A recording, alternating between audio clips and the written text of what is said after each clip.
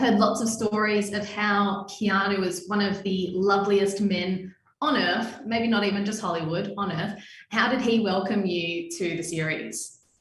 I mean, I think Keanu's the kind of person who kind of is a man of few words, and a man of big talks, not of small talk. So I think he's just very astute and encouraging and very kind and a very considerate co-actor, and that's what you really, really want when you're going into something where,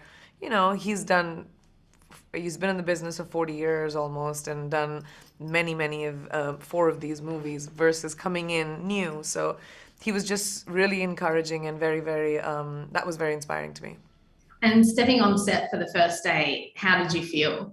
Actually, I was terrified on the first day. I just wanted to make sure that I go in and I get the job done, because it is intimidating to be on an iconic set like that and to be able to be, taking on a part which was so intentionally placed in the previous movie. But I was just really happy to be there and to have the opportunity, honestly. I mean, for me, it's so great to see like an Indian woman in a big role in a huge film. What was that like for you in terms of, representation and being on screen as in this big movie? Well, I really fought for it. I think when I first started seeking work in Hollywood, there wasn't a lot of, there wasn't a lot of opportunity to be seen in roles like this. But I have to give credit to the Wachowskis. Even if you think about the first Matrix, it was always so global and so diverse. I think that's just who they are. And I think that was always very important to Lana. And if you see any of their work, it's always not one kind of person.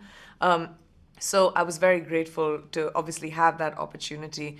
But I think for me at least personally, it required, there was a lot of education and, sort of demanding of parts and having to really pound the pavement, because there are so few South Asian actors that really get the opportunity.